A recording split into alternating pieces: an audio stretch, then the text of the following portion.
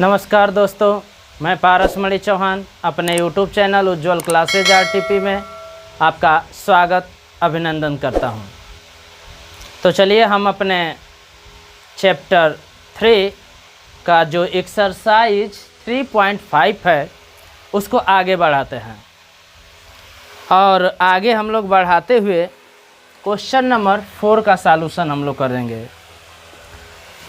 तो चलिए question number मैं 4 पढ़ रहा हूँ। लिखा है कि निम्न समस्याओं में रैखिक समीकरणों के युग्म बनाइए और उनके हल यदि अस्तित्व में हो तो किसी भी बीजगणितीय विधि से हल कीजिए।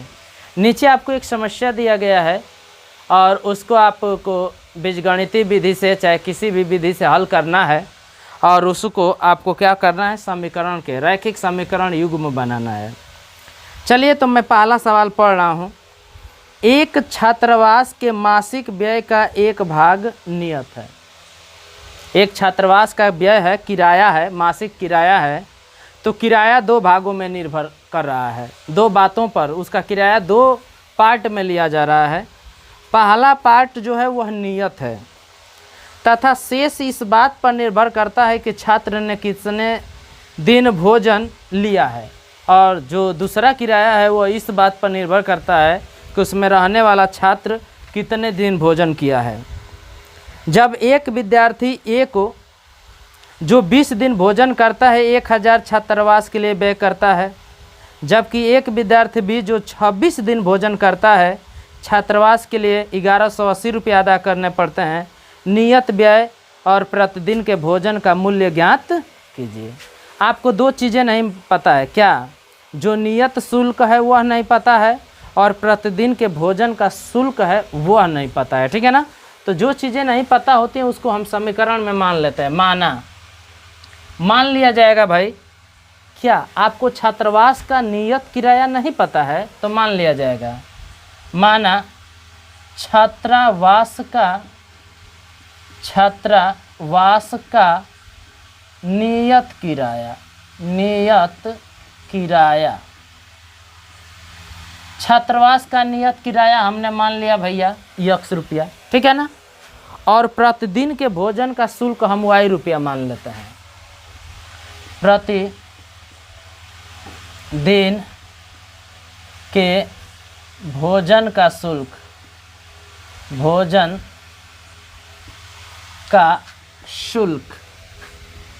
कितना मान लेते हैं भाई? y रुपया हमने मान लिया, ठीक है ना। अब आ जाते हैं छात्र ए क्या किया है। छात्र ए के लिए भाई छात्र ए क्या किया है? छात्र ए जो है वह 20 दिन भोजन किया है, ठीक है। 20 दिन भोजन किया है तो नियत किराया तो वह अदा करेगा प्लस 20 दिन के भोजन का खर्च अदा करेगा और टोटल वह 1000 रुपया दे रहा है। तो नियत किराया तो x देगा ही प्लस एक दिन का खर्च है y रुपया। तो 20 दिन भोजन किया है इसने ना, तो एक दिन का y है तो 20 दिन का 20y हो जाएगा। अब बराबर टोटल शुल्क कितना दिया है बेचारे ने? 1000 रुपया अदा किया है। इसको हमने क्या माना? Equation number first. दूसरा बात क्या कर रहा है, एक छात्र बी है। छात्र बी के लिए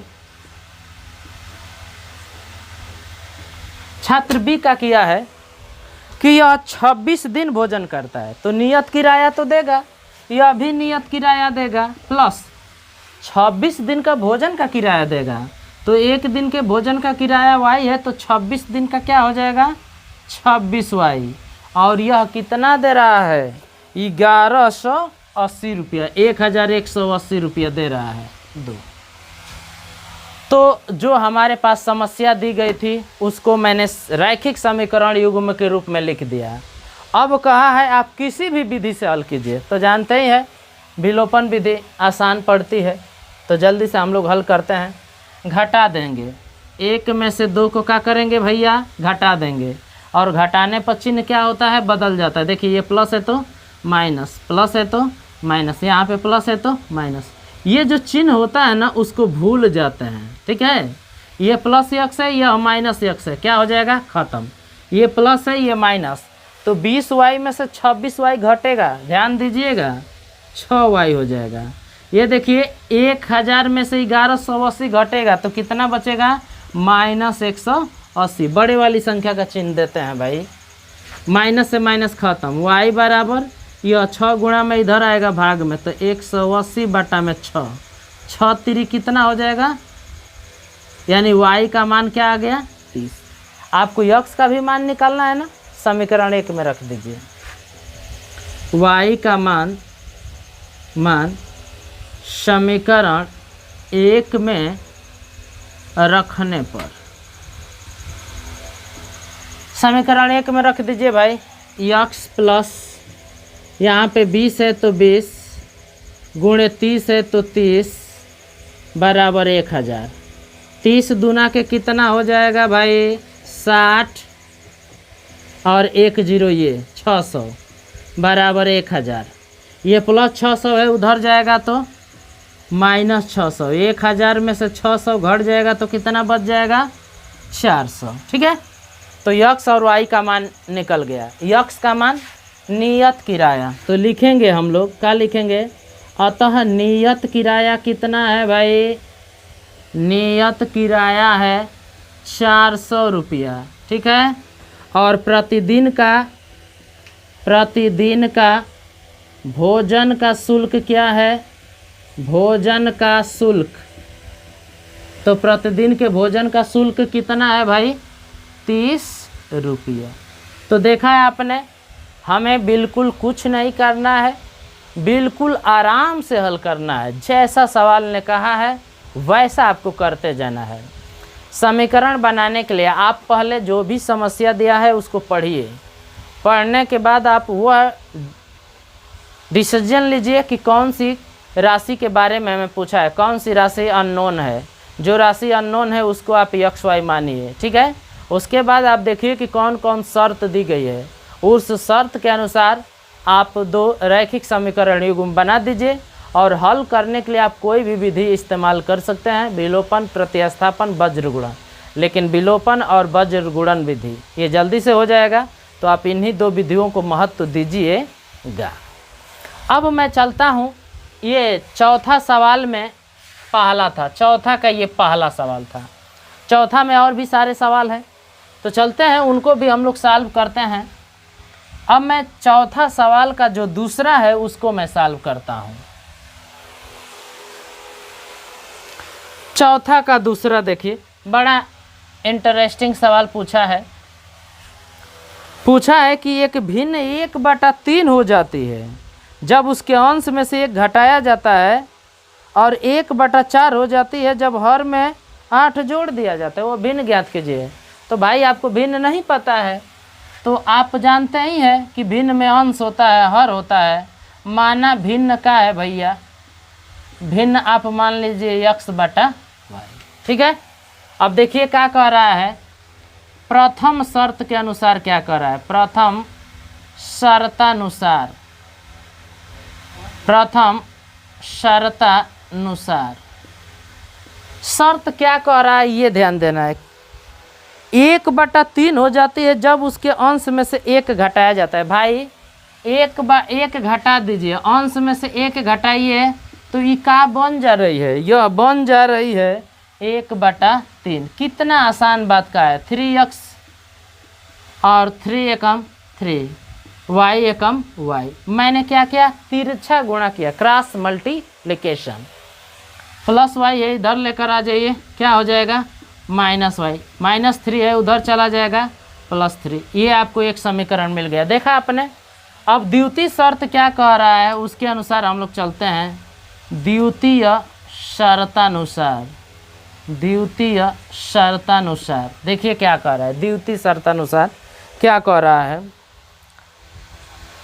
1/4 हो जाती है जब हर में 8 जोड़ दिया जाता है। हर में 8 जोड़ दीजिए तो 1/4 हो जा रही है। ठीक है, x/y है। जब हर में आप क्या कर रहे हैं, जब हर में आप 8 जोड़ रहे हैं तो यह हो जा रहा है 1/4 हो जा रहा है। ठीक है, बिल्कुल सेम वही काम कीजिए, क्रॉस मल्टीप्लाई कीजिए भाई। 4 का यक्स में गुणा 4x, इसका इसमें गुणा होगा तो क्या आएगा y प्लस क्या आ जाएगा भाई 8 आ जाएगा, प्लस y ये इधर आ जाएगा तो माइनस y बराबर क्या होगा 8। ये इक्वेशन नंबर क्या हो गया सेकेंड। फर्स्ट को इसके पास लिख लीजिए। आप जानते ही हैं कि विलोपन विधि से हल करने के लिए हमें x या y का गुणांक बराबर होना चाहिए। इसमें y का गुणांक बराबर है लेकिन चिन्ह समान है ना, तो आप क्या करेंगे घटाएंगे। ये प्लस है तो माइनस, माइनस है तो प्लस, प्लस है तो माइनस।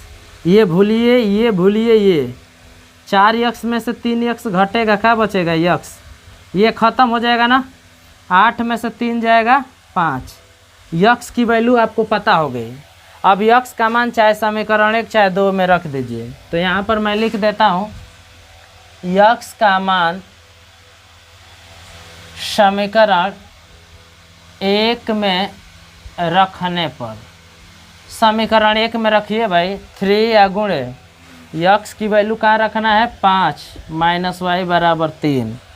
हल कर देते हैं, 5 3 15 प्लस 15 है उधर जाएगा तो माइनस 15 माइनस y, 3 में से 15 जाएगा माइनस 12, यानी y की वैल्यू क्या आ गई 12 आ गई। तो आपसे पूछा है भिन्न ना, तो भिन्न क्या हो जाएगा, भिन्न आपने माना है x बटा y।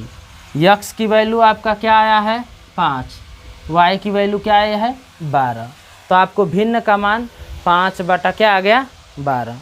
तो इस तरह से आपने चौथा का पहला सवाल हल किया, उसके बाद दूसरा हल किया। ठीक है, तो आप हमारे जो भी हमारे YouTube चैनल उज्ज्वल क्लासेज RTP पर जो भी नए बच्चे हैं वह तुरंत ही हमारे YouTube चैनल को सब्सक्राइब कर लें, और जो भी वीडियो पसंद आता है कृपया लाइक ज़रूर करें, और इस चैनल को अधिक से अधिक शेयर करें, सब्सक्राइब करें, और अच्छी अच्छी वीडियो देखने के लिए तुरंत ही सब्सक्राइब करें, मिस होने ना दें। क्योंकि जब भी एक वीडियो मिस हो जाएगी तो समझिए कि आपका 1 नंबर ज़रूर माइनस हो जाएगा। तो आप बिल्कुल एक भी वीडियो मिस मत कीजिए, क्योंकि जो क्वेश्चन बताए जाते हैं वो बिल्कुल एग्ज़ाम की दृष्टि से इम्पॉर्टेंट होते हैं। और हाँ, सबसे बड़ी बात यह है कि आपका जो एक्सरसाइज है उसमें का हर एक सवाल बताया जाता है। जैसे अभी देख लीजिए, चौथा का मैंने पहला बताया, दूसरा बताया, अब मैं तीसरा बताऊंगा, और तीसरा सवाल भी बहुत अच्छा सवाल है। तो चौथा सवाल का मैं तीसरा सवाल बताने जा रहा हूं। बड़ा अच्छा सवाल है। देखिए, पूछा है कि यश ने एक परीक्षा में 40 अंक अर्जित किए। कोई लड़का है, बोर्ड एग्जाम उसका भी है बेचारे का, 40 अंक मिला है। जब उसे प्रत्येक सही उत्तर 3 अंक मिले तथा गलत उत्तर पर 1 अंक की कटौती की गई। उसका यदि एक सही उत्तर होता है तो 3 अंक मिल रहा है, लेकिन एक गलत हो जा रहा है तो 1 अंक काट दिया जा रहा है। लेकिन आपको तो सोचना होगा, आपका गलत आंसर पर माइनस नहीं होता है। यदि उसे सही उत्तर 4 अंक मिलते तथा गलत उत्तर पर 2 अंक कटते तो यश 50 अंक अर्जित करता। परीक्षा में कुल कितने अंक थे? ठीक है ना। तो ये पूछ रहा है कि परीक्षा में कुल कितने प्रश्न थे। तो आप सही प्रश्न उसके मान लीजिए और उसके गलत प्रश्न मान लीजिए। माना सही प्रश्नों की संख्या, सही प्रश्नों की संख्या, सही प्रश्नों की संख्या x माना, गलत प्रश्नों की संख्या, गलत प्रश्नों की संख्या अपने का माना y। तो आपसे पूछा है कुल प्रश्न ना, तो कुल प्रश्न क्या हो जाएगा भाई? कुल प्रश्नों की संख्या, कुल प्रश्नों की संख्या क्या हो जाएगा? x plus y। तो हमें सही प्रश्न नहीं पता था, हमने सही प्रश्नों की संख्या माना। हमें गलत प्रश्न नहीं पता था तो हमने गलत प्रश्नों की संख्या माना। अब देखिए कह क्या रहा है, उसको 40 अंक मिल रहा है। उसे 3 अंक मिला है सही पर और गलत पर 1 अंक की कटौती किया जा रहा है, ठीक है ना।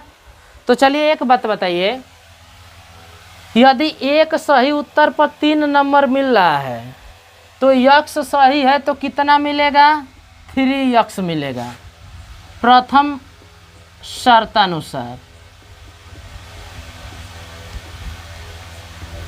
यदि एक सही होता तो 3 नंबर मिल रहा है तो यक्स सही किया है तो कितना नंबर मिलेगा, 3 यक्स।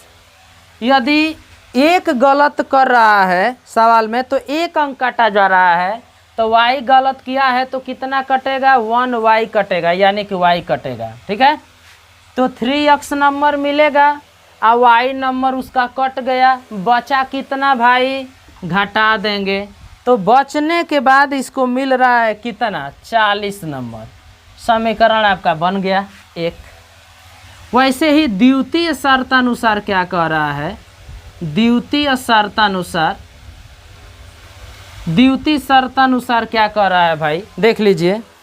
कह रहा है कि सही उत्तर पर 4 अंक मिले और गलत उत्तर पर 2 अंक काटे जाएं। तो सही उत्तर पर 4 अंक भाई तो 4 यक्स, आ गलत उत्तर पर 2 अंक, एक गलत उत्तर है तो 2 अंक, तो y गलत है तो 2y।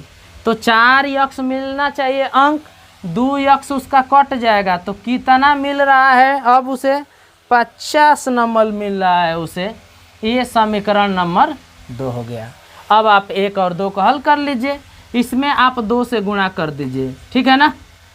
तो गुणा कीजिए भाई, क्या हो जाएगा, समीकरण 1 में 2 से गुणा करने पर, 2 से गुणा करने पर आप 2 से गुणा कर दीजिए भाई। तो देखिए 2 3 6 यक्स हो जाएगा, 2 एकम में 2y हो जाएगा और 40 दूना के 80। ये समीकरण 3 बन गया। अब जरा घटाइए, क्योंकि ये चिन्ह समान है तो घटा दीजिए भाई। घटाने पर किस में से किसको घटा रहे हैं, 2 में से 3 को घटाइए। ये माइनस माइनस है तो प्लस, ये प्लस है तो माइनस। देखिए 4 यक्स में से 6 यक्स घट जाएगा, माइनस 2 यक्स, ये तो कैंसिल हो जा रहा है ना। 50 में से 80 जाएगा, माइनस 30 कैंसिल। 2 गुणा में है भाग में, यक्स बराबर 30/2 हो जाएगा, यानी कि 15 हो जाएगा। यक्स बराबर 15 आ गया। अब y का वैल्यू निकालना है तो 1 में रख दीजिए, ठीक है ना। समीकरण 1 में y का मान रखने पर रखिए भाई, तो 3x के जगह पर क्या रखना है, y का मान नहीं है, x के मान है, तो यहाँ पे आप x रखेंगे। चलिए रखिए x का मान यहाँ पे, 3 × 15 माइनस y बराबर 40। 15 × 45 माइनस y बराबर 40। यह प्लस 45 है, उधर लेकर जाइए तो क्या आ जाएगा, माइनस 45 हो जाएगा। तो 40 में से 45 जाएगा, माइनस 5। y की वैल्यू मिल गया कितना, 5 मिल गया। तो आपसे पूछा है कुल प्रश्नों की संख्या, यही ना पूछा है। तो कुल प्रश्न कितना है भाई, x + y। x की वैल्यू है 15 और y की वैल्यू है 5। 15 5 कितना हो जाएगा, 20 हो जाएगा। तो इस तरह से हम लोगों ने चौथा का पहला सवाल हल किया, दूसरा सवाल हल किया, तीसरा सवाल हल किया, ठीक है। इसमें आपके 5 सवाल दिए गए हैं। तो अब मैं क्या करता हूँ, अब आपको मैं चौथा सवाल हल कर रहा हूँ। चौथा सवाल आप हल कीजिएगा, इतना तो मुझे कॉन्फिडेंस है ही है कि 5 सवाल में से यदि 4 सवाल बता दिया जाए तो आप 1 सवाल बिल्कुल आराम से कर सकते हैं। उसका कारण ये है कि बिल्कुल समीकरण बनाना है, और समीकरण बनाने के लिए क्या करना है, आपको जो राशियां अज्ञात होंगी उसको आपको मान लेना है, x और y। उसके बाद आपको क्वेश्चन ध्यानपूर्वक पढ़ना है, देखना है कि उन राशियों में क्या संबंध कह रहा है, उन संबंधों को पहचानना है। उनके अनुसार आपको 2 समीकरण मिलेंगे और उन दोनों समीकरणों को आप किसी विधि द्वारा हल कर दीजिएगा। तो मैं चौथा सवाल का तीसरा हल किया, चौथा का मैं चौथा छोड़ रहा हूँ और मैं अंतिम और लास्ट सवाल अब हल कर रहा हूँ, अर्थात मैं चौथा का 5वां सवाल हल कर रहा हूँ।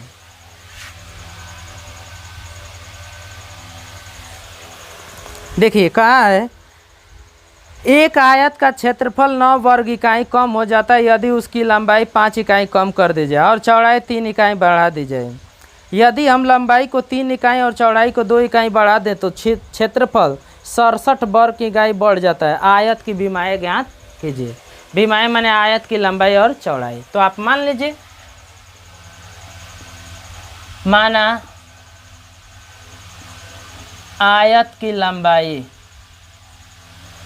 और चौड़ाई क्या मान लीजिए y, तो क्षेत्रफल क्या हो जाएगा भाई, आयत का क्षेत्रफल लंबाई गुणे चौड़ाई होता है ना क्षेत्रफल, यानी x इंटू वाई। अब देखिए प्रथम शर्त क्या कह रहा है, प्रथम शर्तानुसार क्या कह रहा है, ध्यान देना है। पढ़ रहा हूँ मैं सवाल। लिखा है कि आयत का क्षेत्रफल 9 वर्ग इकाई कम हो जाता है। कब कम हो जाता है भैया, यदि उसकी लंबाई 5 इकाई कम कर दी जाए। लंबाई 5 इकाई कम कर दीजिए भाई, 5 इकाई मैंने कम कर दिया, और चौड़ाई 3 इकाई बढ़ा दीजिए, चौड़ाई 3 इकाई बढ़ा दीजिए y+3। तो ये नई लंबाई हो गई, ये नई चौड़ाई हो गई, ठीक है ना। तो क्षेत्रफल क्या होता है, लंबाई गुणे चौड़ाई। तो यह जो क्षेत्रफल है ना, पहले वाले क्षेत्रफल से 9 वर्ग इकाई कम हो जा रहा है, यानी कि पहले वाला क्षेत्रफल है तो अब 9 क्या हो जा रहा है, कम हो जा रहा है। तो ज़रा इसको हल कीजिए। x का 3 में मल्टीप्लाई 3x माइनस 5 का y में 5y, 5 3 15 xy माइनस 9। इससे ये क्या हो जाएगा, कैंसिल। 3x माइनस 5y, ये माइनस 15 है, उधर जाएगा तो प्लस 15 हो जाएगा।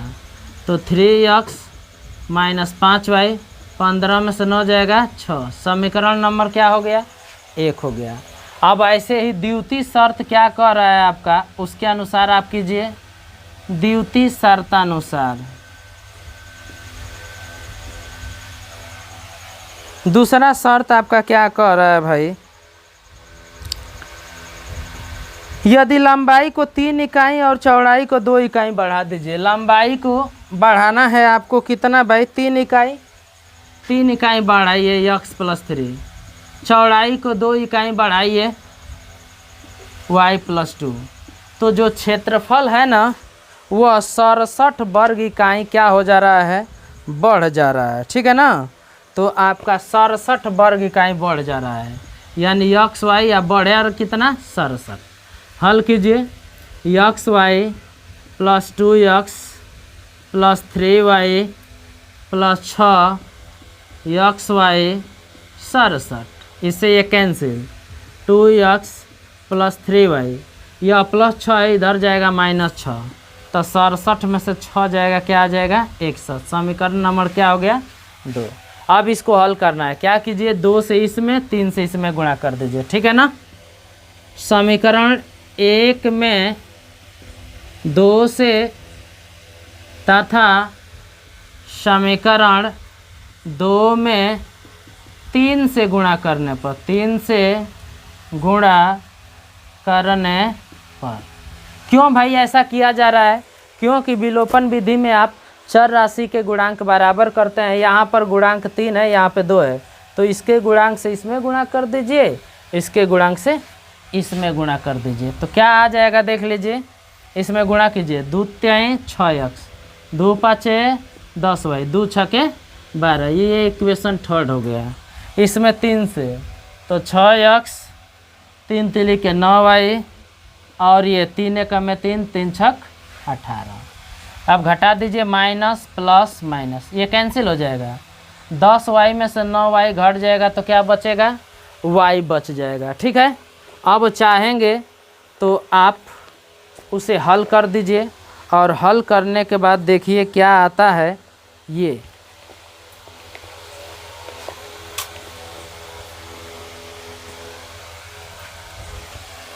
चलिए एक बार मिला लिया जाए, क्या कह रहा है आपका समीकरण, क्या आया है। मिलाने के बाद हम लोग हल करते हैं। ये सही है, ये देखते हैं। अब इसमें आप क्या कर रहे हैं, 2 से गुणा कर रहे हैं, तो 2 तिहाई 6x, ठीक है। और 2 पाँचे 10, 2 छके 12, इसमें 3 दूना के 6, ये प्लस है, ये क्या है, प्लस है।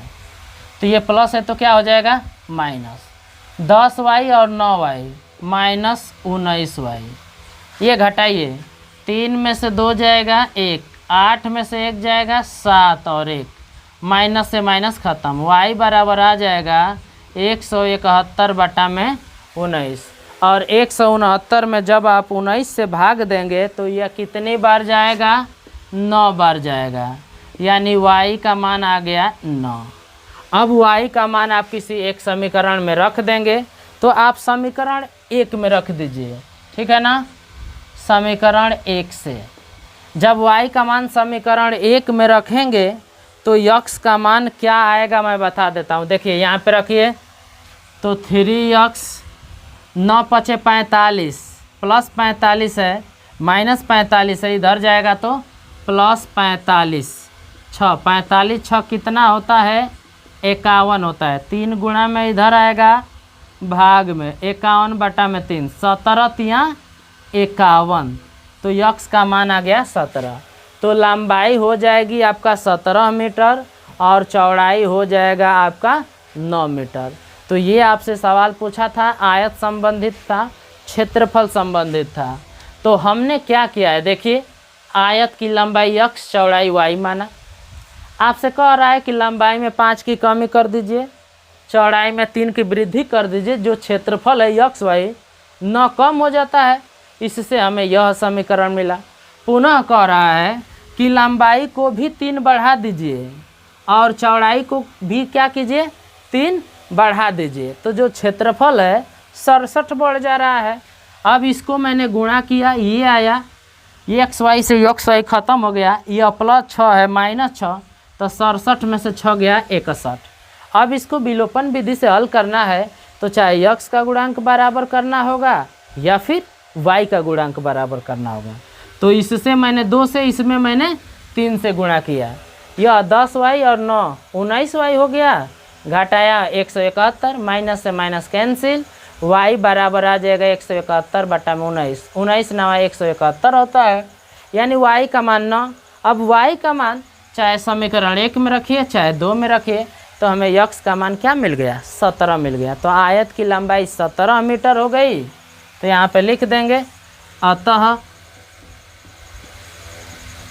आयत की लंबाई बराबर 17 मीटर और चौड़ाई बराबर कितना, 9 मीटर, ठीक है ना।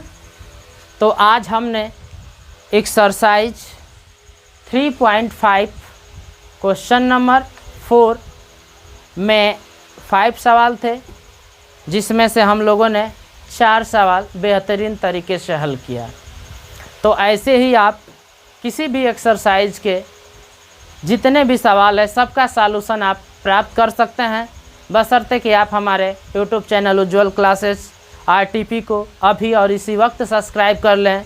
जो भी क्वेश्चन हम छोड़ते हैं आपके प्रैक्टिस के लिए, आपके एक्सरसाइज के लिए, यदि आप वे नहीं लगा पाते हैं, आपको कोई दिक्कत होती है सॉल्यूशन में, तो आप बेशक कमेंट करके बता सकते हैं। उसका सॉल्यूशन हम अगले लेक्चर में करके आप तक ज़रूर पहुंचाने की कोशिश करेंगे। तो आज इस लेक्चर में बस इतना ही। पुनः आपसे एक बार मैं कहूँगा कि हमारे YouTube चैनल उज्ज्वल क्लासेज को आप अधिक से अधिक शेयर करें, सब्सक्राइब करें, ताकि हमारा हौसला भी बुलंद रहे और हम अधिक से अधिक मेहनत कर सकें और अधिक से अधिक आपको क्वेश्चन बता सकें। आपके लिए अधिक से अधिक अच्छे अच्छे सवाल हम लेकर आएँ, अच्छी अच्छी वीडियो लेकर आएँ। तब तक के लिए हमें आज के लिए दीजिए हमें इजाज़त। नमस्कार, धन्यवाद, जय हिंद।